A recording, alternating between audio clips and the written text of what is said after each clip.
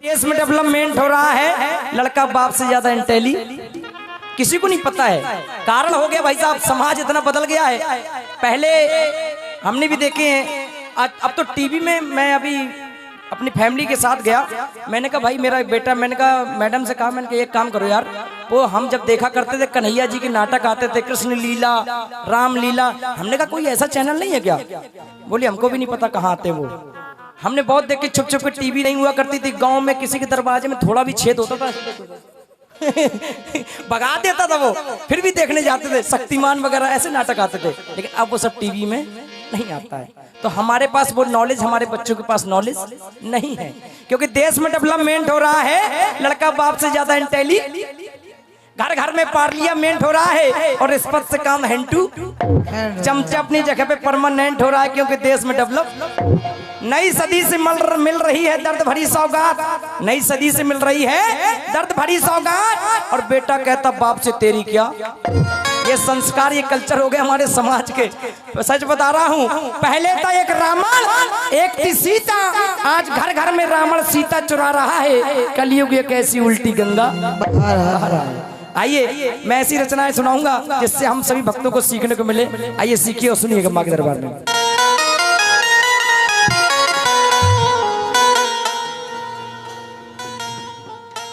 सुने ऐ माँ शेरों वाली, और दर तेरे आए सवाली, और दे दूं महाप्रेम परीक्षा, अगर हो पूरी इच्छा, दूंगा मैं शीश चढ़ा चढ़ा, ब्याह करवा दे मैया। आपके यहाँ से महामाई कितने लोग जा चुके, जरा हाथ उठाएं। महामाई जो दिव्यापुर और रामगढ़ के बीच में है, कितने लोग जा चुके? आप भी जा चुके। आपने देखा होगा कि महामाई के आसपास कोई गांव नहीं है। इसी तरीके से दो गांव के बीच में जंगल में एक माँ का सुंदर सा दरबार था। नवरात्र का समय चल रहा था। माता मैंने ध्यान सुने, एक लड़का अपने परिवार में अकेला था। वो माँ के दर्शन करने के लिए मंदिर में जाता है, माँ की पूजा करने के लिए पहुंचता है, तो देखता है कि उससे पहले एक सुंदर सी लड़की मैया की सेवा कर रही है। उस लड़के ने अपनी बात माँ से बोल दी कि माँ, मैंने सुना है कि तेरे दरबार में ध्यानु ने अपनी गर्दन चढ़ा दी थी, और तुमने उसको जिंदा कर दिया था, उसका घोड़ा जिंदा कर दिया था। अगर इस लड़की से मेरा ब्याह हो जाए तो मैं अपनी गर्दन तुम्हारे चरणों में चढ़ा दूंगा। माँ तो भक्तों की मनोकामना पूर्ण करती है। तो माँ ने क्या किया, जरा सुनिए। सुने ऐ माँ शेरों वाली, दर तेरे आए सवाली, दर दर दर, सुने ऐ माँ शेरों वाली, दो बार क्यों नहीं मार रहा? दर तेरे आए सवाली, हाँ बहुत सही। दे दूं महाप्रेम परीक्षा, अगर हो पूरी इच्छा, दूंगा मैं शीश चढ़ा चढ़ा, ब्याह करवा दे मैया, दूंगा मैं शीश चढ़ा चढ़ा, ब्याह करवा दे मैया। सुन ऐ माँ शेरों वाली, दर तेरे आए सवाली, सुन ऐ माँ शेरों वाली, दर तेरे आए सवाली, दे दूं महाप्रेम परीक्षा, अगर हो पूरी इच्छा, दूंगा मैं शीश चढ़ा चढ़ा, ब्याह करवा दे मैया, दूंगा मैं शीश चढ़ा चढ़ा, ब्याह करवा दे।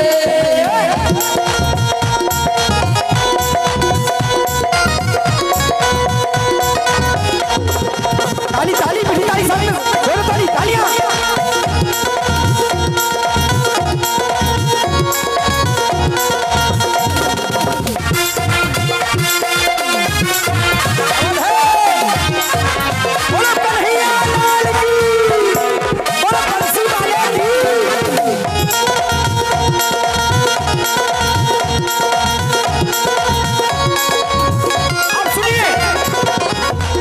माताएं बहनें जो जा रही हैं प्लीज चली जाए, लेकिन मैं इतना वादा करता हूँ कि जो भजन में सुना रहा हूँ वो नहीं सुनने को मिलेंगे। सुनिए, पूरी आजादी हुई पूरी आजादी हुई सब्र सहजादी हुई, पूरी आजादी हुई सब्र सहजादी हुई, जिसको वो चाहता था उसी से शादी हुई, जिसको वो चाहता था उसी से शादी हुई, पूरी आजादी हुई सब्र सहजादी हुई, पूरी आजादी हुई सब्र सहजादी हुई, जिसको वो चाहता था उसी से शादी हुई, जिसको वो चाहता था उसी से शादी हुई, दुल्हन को घर ले आया और वादा है निभाया, दुल्हन को घर ले आया और वादा है निभाया, उसी मंदिर में जाकर शीश अपना है चढ़ाया, उसी मंदिर में जाकर शीश उसने चढ़ाया। सच्चे दरबार की ये शादी होगी उस लड़की से। माँ ने मनोकामना पूर्ण की, पत्नी को घर में लेके आ गया। लड़की के परिवार में सिर्फ उसका भाई था और कोई नहीं था। वापस लेके विदा होके आई, पत्नी से बोला यहीं इंतजार करना, मैं मंदिर दर्शन करने जा रहा हूँ। माँ के दरबार में पहुंचा और माँ से बोला, माँ तुमने मेरी मनोकामना तो पूर्ण कर दी, अगर मैं अपने वादे के मुताबिक अपना सर नहीं चढ़ाऊंगा तो श्याम जी हाँ प्लीज एक मिनट के लिए, जो लोग जा रहे हैं हम हाथ जोड़ उनकी समझ से बाहर है। जो जा रहे देखिए हैं सुनिएगा, ये सब बहुत ही सच्चे और बैठेंगे तो हाँ। वो पत्नी से बोला यही इंतजार करना, मैं माँ के दरबार में जाता हूँ दर्शन करने।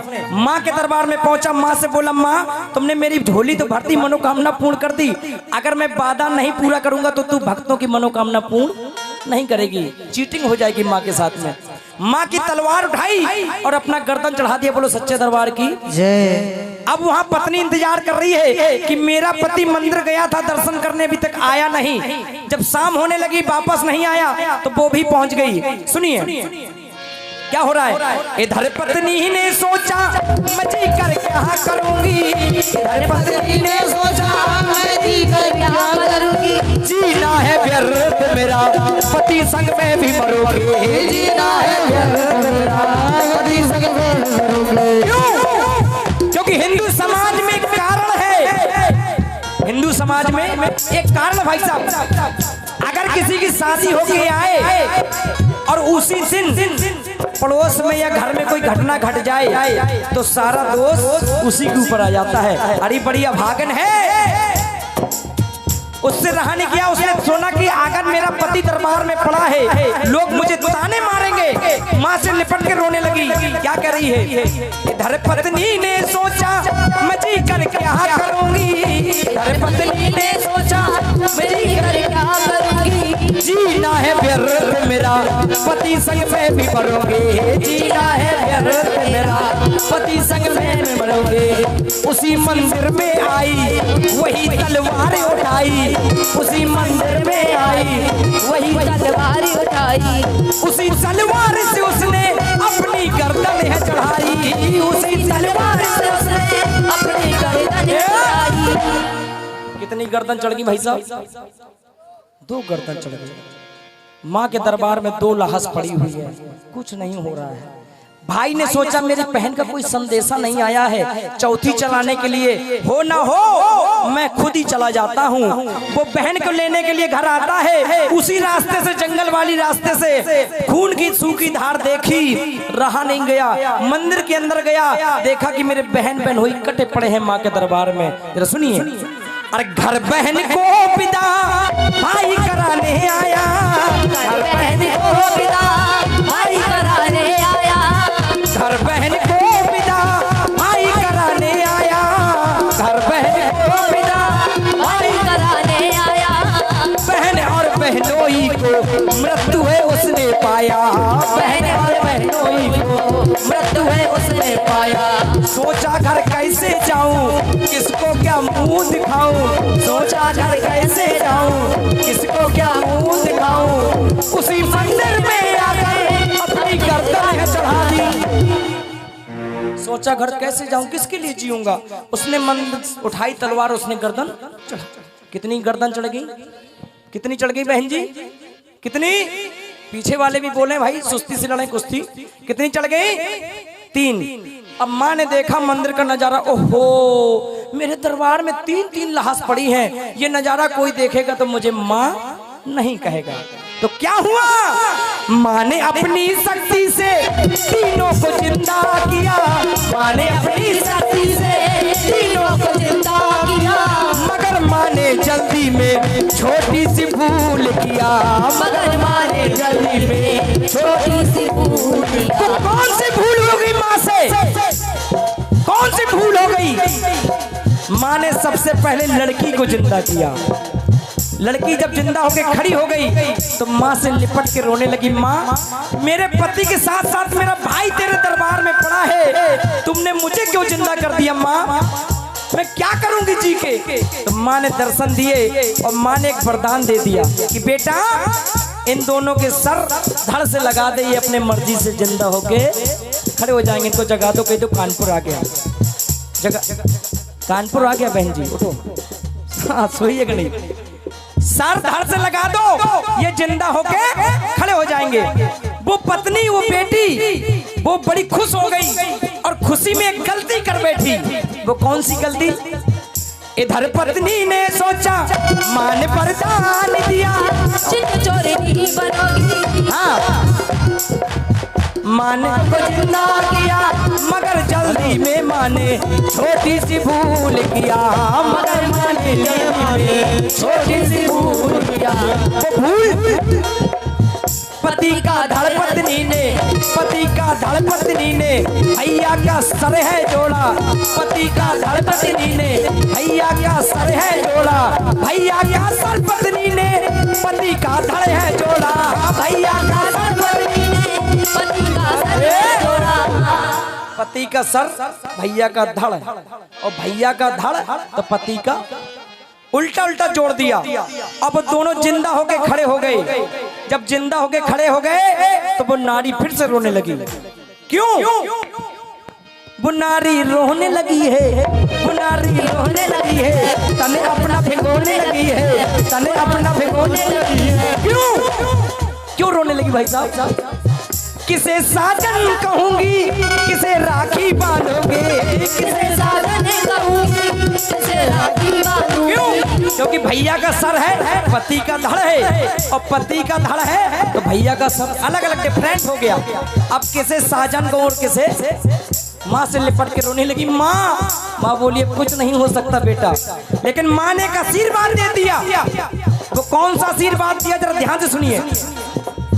माँ ने वरदान दिया, माँ ने वरदान दिया, चित चोर नहीं बनोगी, माँ ने वरदान दिया, चित चोर नहीं बनोगी, अगले जन्म में मोर मोर नहीं बनोगे, अगले जन्म में मोर मोर नहीं बनोगी। मिलन ना होए तुम्हारा जानता है जग सारा, मिलन ना होए तुम्हारा जानता है जग सारा, ये सच्चाई है।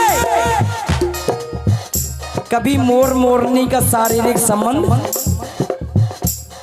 अगर इस धरती में कोई पवित्र है, कोई पवित्र जीव है तो वो है मोर मोरनी। इसीलिए कन्हैया ने पंख का धारण किया, नहीं तो कोई भी चाइना आइटम चमकीला लगा लेते, चमकता रहता उनका मुकुट, लेकिन ऐसा नहीं किया। यही कारण है। और उसका जो भाई बादल जब वो गरजता है, माताएं बहनें ध्यान दें, जब भाई बादल गरजता है तो मोर नृत्य करता है, और उसके मुख से जो झाग निकलती है वो मोरनी चक के गर्भ धारण। इस सृष्टि इस धरती में यही पवित्रता है। इसीलिए कन्हैया जी ने धारण किया, और ये क्लियर हो गया कि कन्हैया जी ने मोर का पंख क्यों धारण किया। भगत ने लिखी कहानी, भगत ने लिखी कहानी, भगत ने लिखी कहानी,